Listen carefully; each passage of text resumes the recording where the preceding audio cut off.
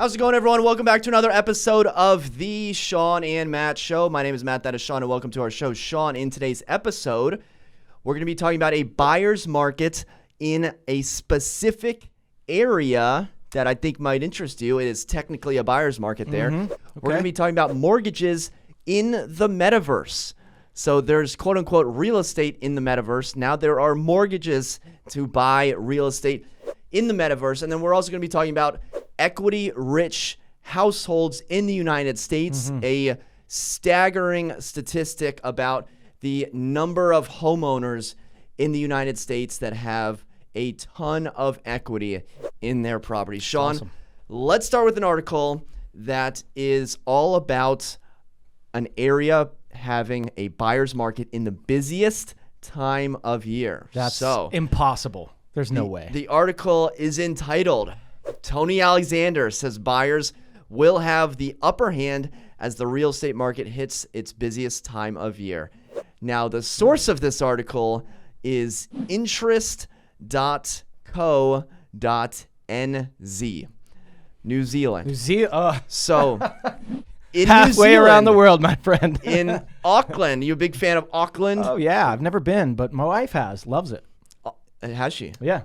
Well, according to economist Tony Alexander, he is declaring that the real estate market is now a buyer's market following the release of a big survey of real estate agents. Big survey. The key findings, the fear of missing out, FOMO, if you will, has essentially disappeared. The number of people attending open houses is down. Fewer people are attending auctions, which is essentially another way that a lot of countries actually buy and sell real estate. And this is a big one. Agents worrying about the lack of listings has all but disappeared. So, Shawn, I know we're talking about New Zealand, and that doesn't do much for buyers in Northern Virginia, buyers across the United States, but it's not nothing either, right? Correct. This is a country in the world that has seen a shift from last year, from even a couple months ago. So I don't want to quite draw parallels, but if there's one area of the world where there's now a buyer's market and seemingly a desirable place to live, like you always hear about how beautiful New Zealand is and how great of a country it is, maybe this is a sign of things to come. What are your thoughts? I mean, it could really be a sign of things to come. This is how it starts. We've all been through these, and it's a domino effect. Now, the problem is this is an economist going on surveys from real estate agents, and we have been in such a hyper seller's market, seller's market, that any little decline is like, wow, there's some breathing room, right?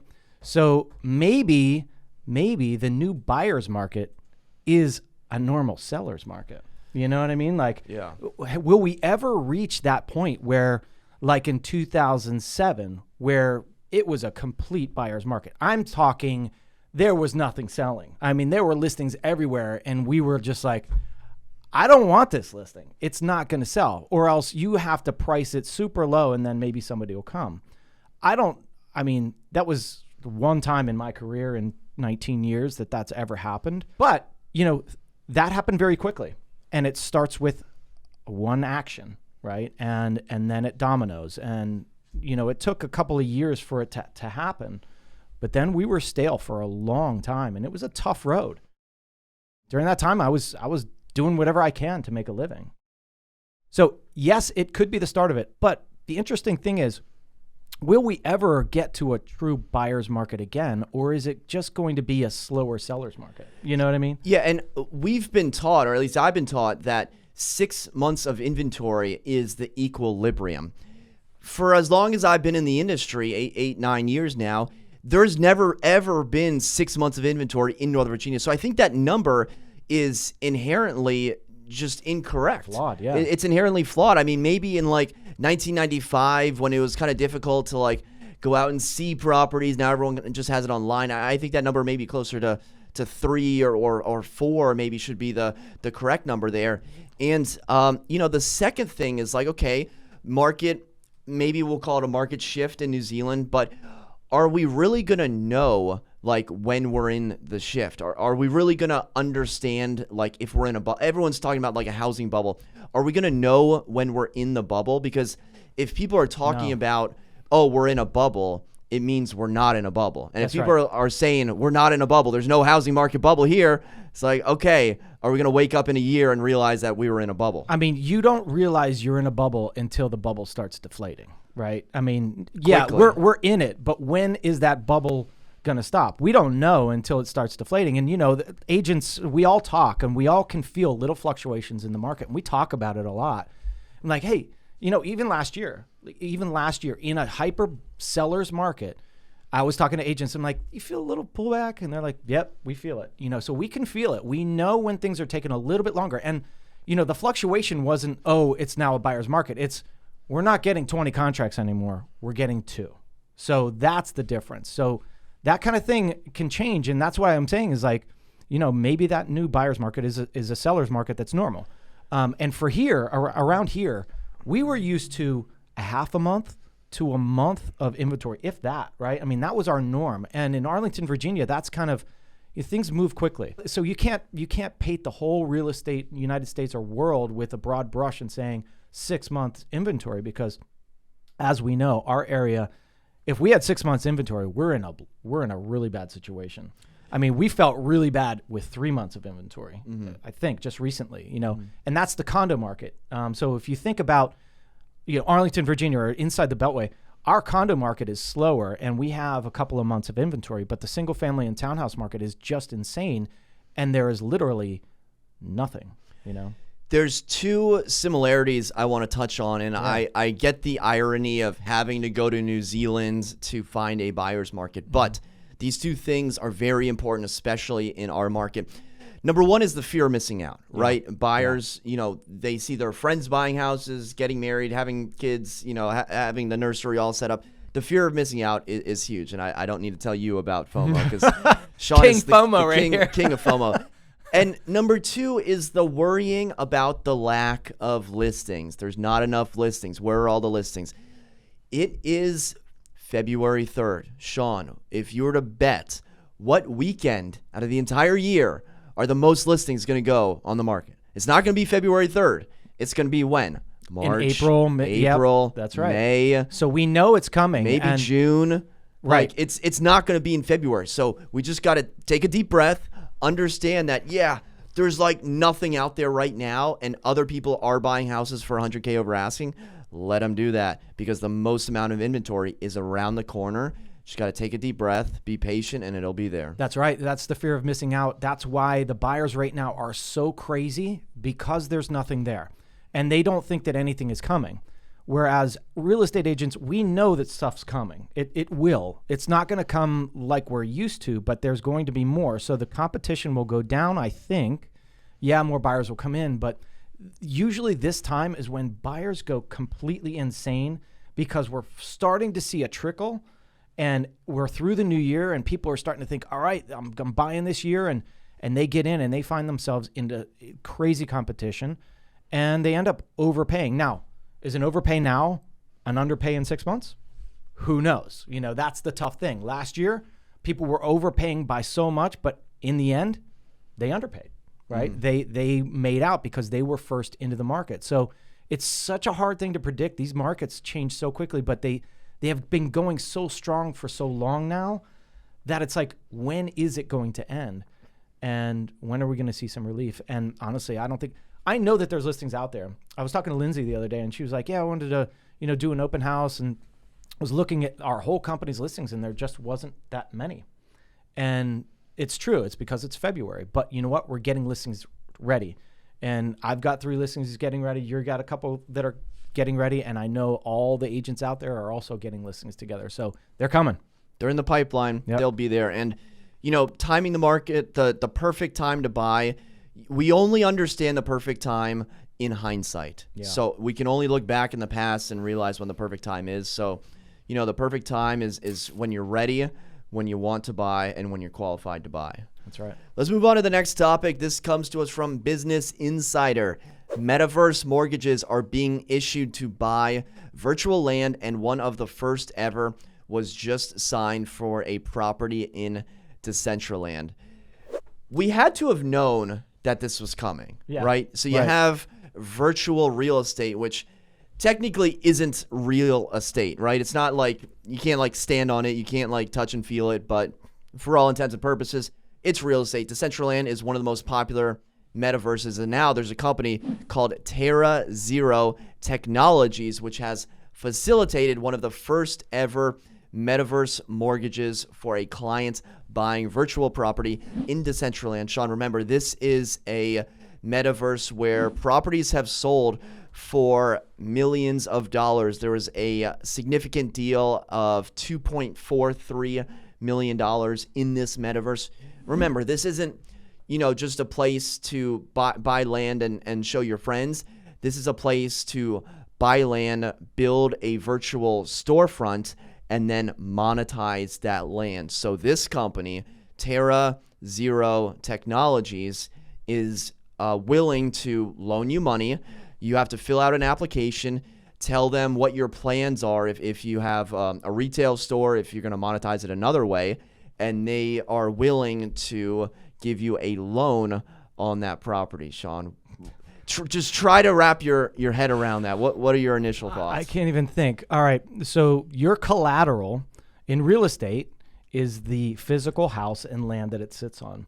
Your collateral in this is ones and zeros, and that's the tough thing to get around, right? It's like, what's your collateral? What happens if? So what are the interest rates on this type of loan? And, there has to be so many different stipulations in that loan than there would be with a actual real estate loan, right? I mean, because even if you think, I was thinking about this, there's different types of real estate, right? There's single family homes, there's condos, and then there's co-ops, right?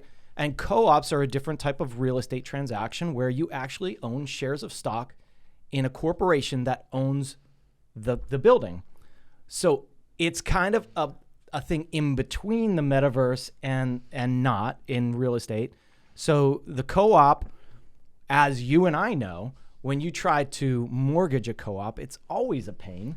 And there's only certain lenders that will do it because of the risk and because there is no real property that is subject to that. It's actually shares of stock. So metaverse mortgage better be secured by something else. And I wonder, do they have to put up physical collateral or something like that? They put up virtual collateral.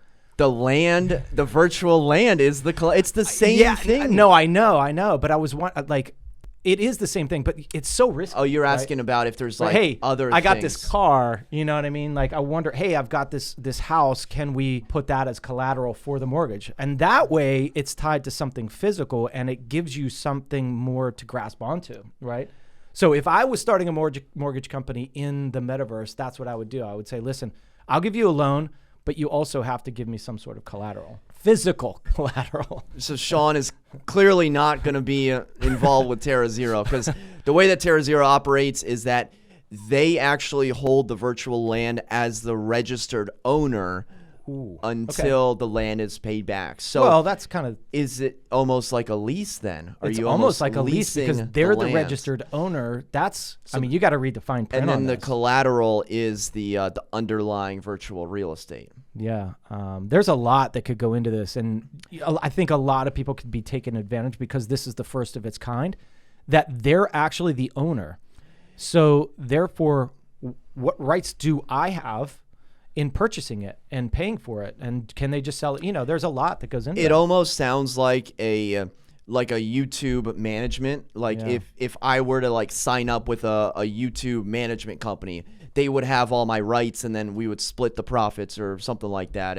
And they could pull the rug out from under me at any time. I don't know enough about it, but if this company is owning the actual land, clearly, there is some risk involved. Yeah. And I wonder, are they particular on the metaverse that they're talking about? Yeah. Okay. Yeah. So that's the thing is, if you know that metaverse, there's a lot of talk about, people just stealing other people's money by opening a metaverse and then taking all this money and say, we're done now, see ya.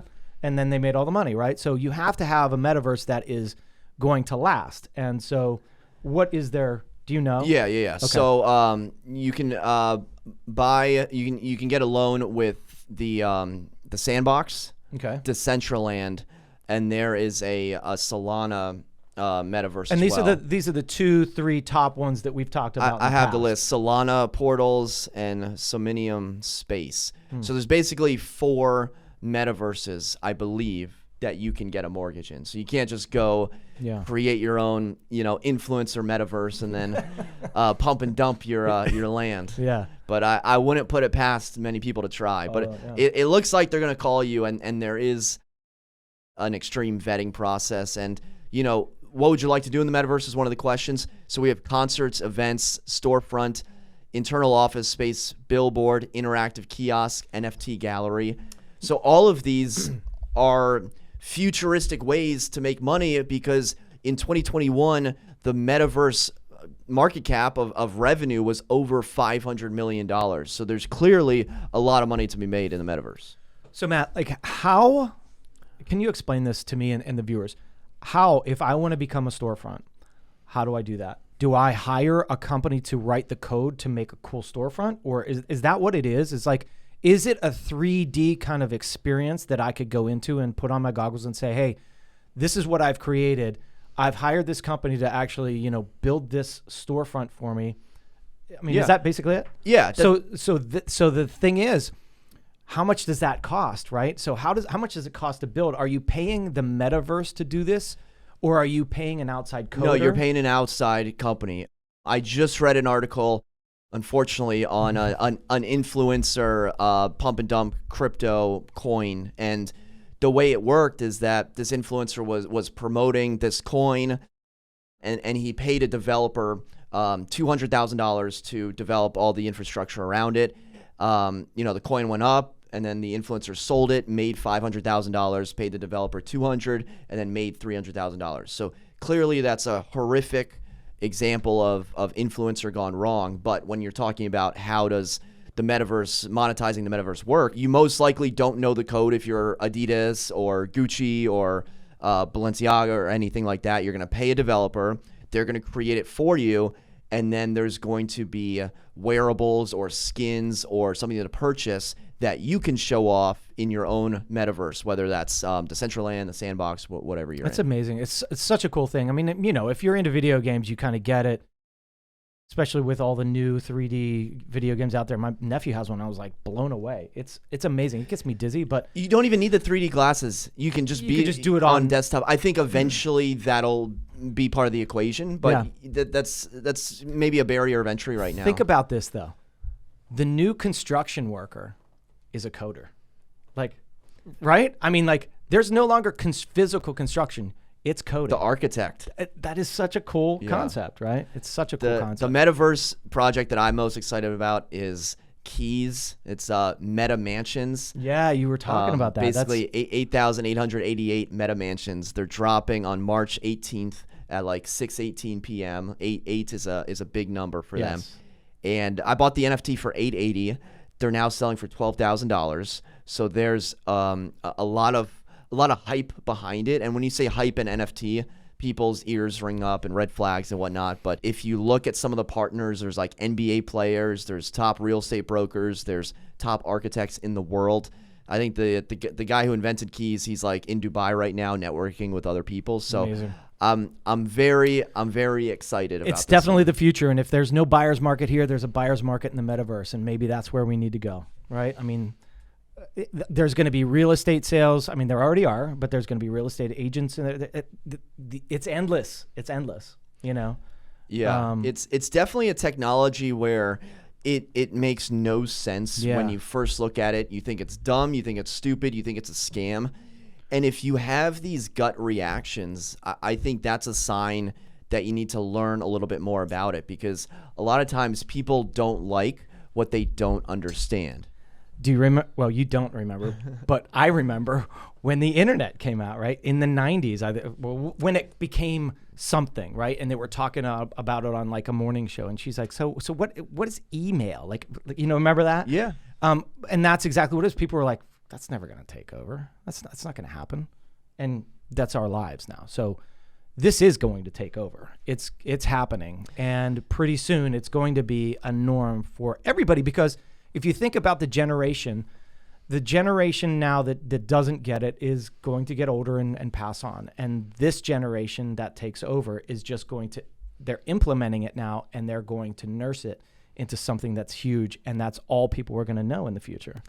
DC just built or created a esports viewing, I don't want to say arena, but like a small area, I think a couple hundred or maybe a couple thousand like viewing area to watch the DC esports team. This isn't the Wizards. This isn't DC Go-Go. This is an esports team like Overwatch and a couple others. Our boy from Team Liquid is big on that. That's great.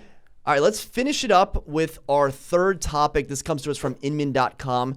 Nearly half of financed U.S. homes are now worth double their loan amount. So, Shawn, talking about mortgages, what this essentially means is that people in the United States are equity rich. Yeah. They have a lot of money. I'm going to say the phrase tied up because that's what it is. They have a lot of money tied up in their houses. And as I'm thinking, whenever there's a talk of a bubble or a crash or inflation, what you want to be, speaking of Team Liquid, what you want to be is liquid. Yeah. And in real estate is not a very liquid asset. Would you agree? Having to liquidate an asset, it's not like stocks where you click a button and you can easily get the cash. Yep. So the benefit here is that a lot of people, if they make the decision to sell, can sell easily right now. Yep. And can make a lot of money because they have a lot of profits waiting for them if they do decide to sell, or if they do decide to do a cash out refinance and maybe put that money towards an investment property or the to Metaverse or to the Metaverse. Right. They can do a cash out refinance and they get a mortgage in the Metaverse. No, that'd be crazy. But I think there's some pros and cons to this because, first of all, should almost half of U.S. homes be worth double their loan amount? That sounds too good to be true. Well, yes and no. I mean, it shows you that people have done things right. I mean, there's a lot of people paying this mortgage down over years and years and years. And you think about how many people stayed in their house, like my parents, right? They don't have a mortgage on their house. So it's an average, right? They've been there for 40 some years. So there's the older population now owns their homes pretty much outright. And that's why there's reverse mortgages out there, because they're cash poor. They've got this asset, so they do this reverse. And I have seen when there was the first bubble in 2005, I saw a lot of refinances, taking that cash out, paying off school loans, paying off cars, all the higher interest rate, think credit cards, right? So if you've got a huge credit card debt and it's at 12.5 or 20% or whatever it is, and you've got a big asset where you can refi or cash out refi for 3.5%, why wouldn't you? Get rid of the high percentages. I mean, this is so honestly, if you're out there and you've got equity in there and you've got so much credit card debt that you're stumbling over it, or your car note is at 8%, then refi, take some money out of that house and pay those off, right? That's where it's positive. And or you could put it in the market and gain, but the market is so shifty right now that I would not do that. You can get yourself into trouble super quickly. And I've seen it happen. And everybody's like, oh, well, the values are going up and they're going to continue going up. And then what happens is you have an $800,000 house and you've got a $400,000 loan and it's worth $800,000. You take out $250,000 more and say, I'm going to go put this here and here and here. And then all of a sudden the values come back down. And all of a sudden the bank says, hey, you owe more than it's worth. And well, they can't really do anything except with open cash out refis or like HELOCs. You know, if you have an open HELOC, then they can start closing those. And that actually happened to me. Back in the day, I had probably 20% equity and I just had a HELOC open, a 10% HELOC open. And when values dropped, they actually closed it. They said, you know what, the value's not there for us to sustain this. So we're closing it. So that is what could happen. Then you pull this money out and you think, oh, I'm going to pay off this, this, and this. And then you're not used to that payment.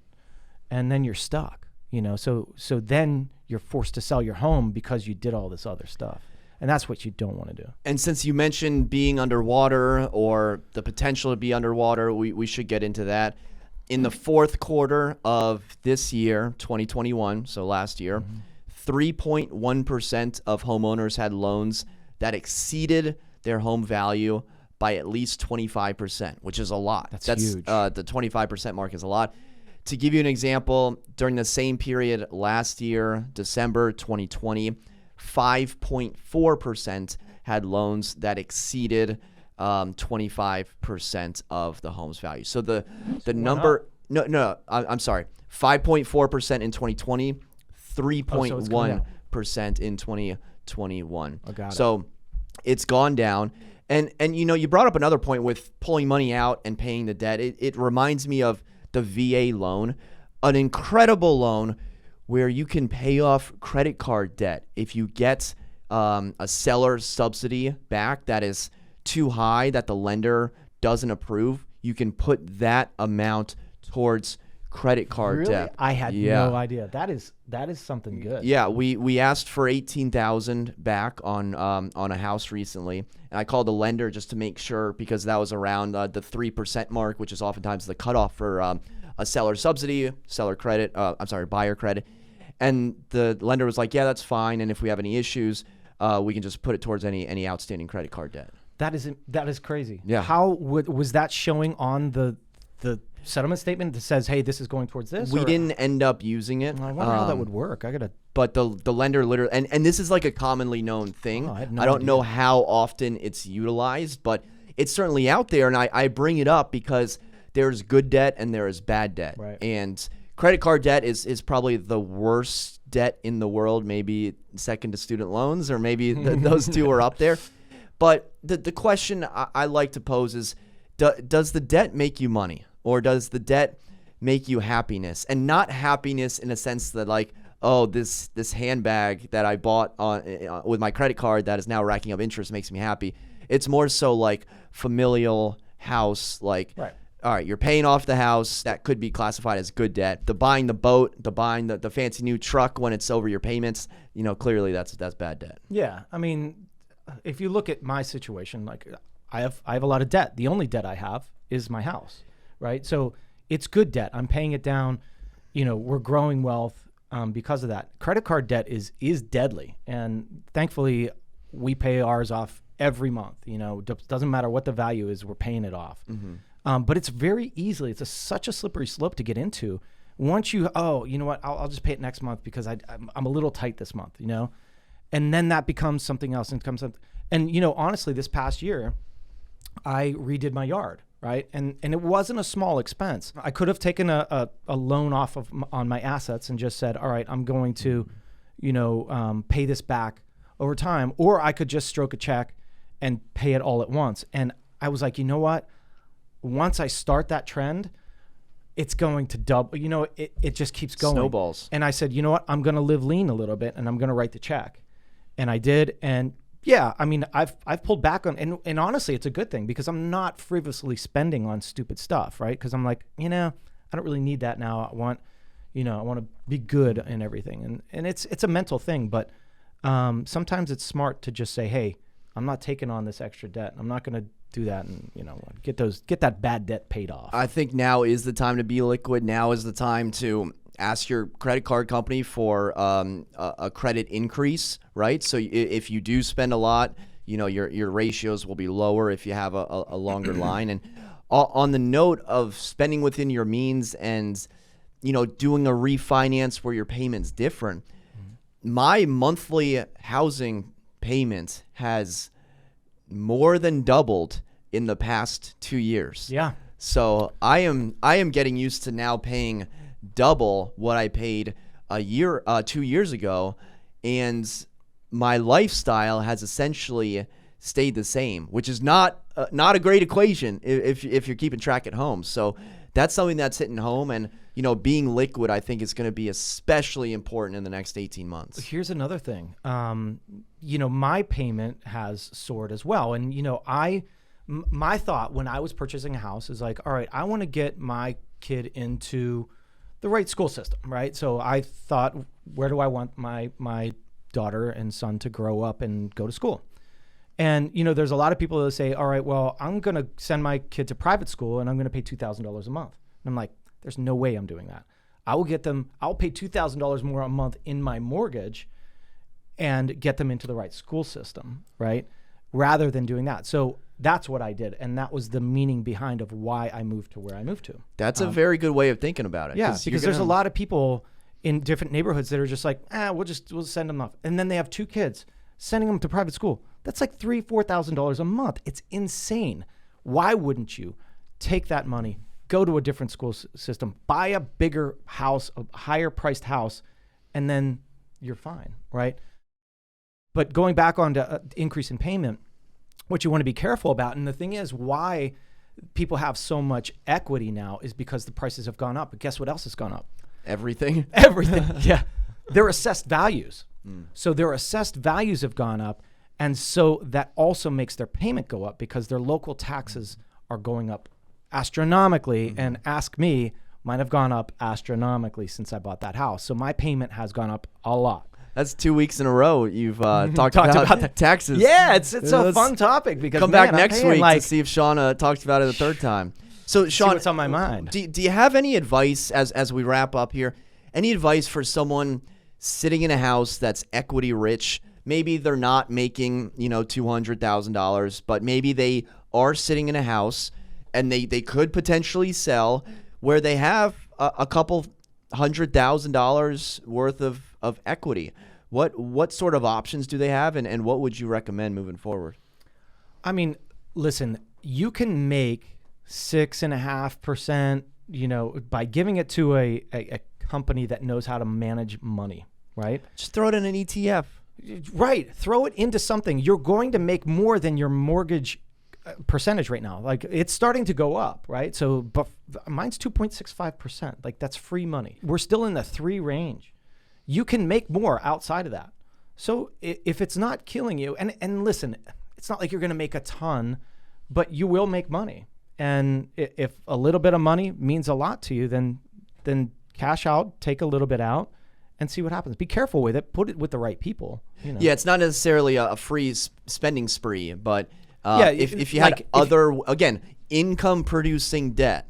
So if you're going to play around with the debt or with the equity, how are you going to make that money back on the back end? Yeah, and I'm no expert on that side of things, but just it's math, right? You're paying 3.5%, and you can make 7%. You're making 3.5% on the money. So think about it. Don't go crazy. Be smart about it. Talk to people that are experts in that field, and see if it makes sense. All right, guys. Well, that'll just about do it for another episode of the Shawn and Matt Show. Drop us a comment down in the comment section below if you plan on moving to New Zealand to get a really good deal on a property, or if you're looking to get a mortgage in the Metaverse. We have local lenders that we recommend. I think now we can recommend a Metaverse mortgage lender as well. Sure. Thank you so much for watching. Hit the thumbs up button if you made it this far, and until next time, we'll see you then. Talk to you soon.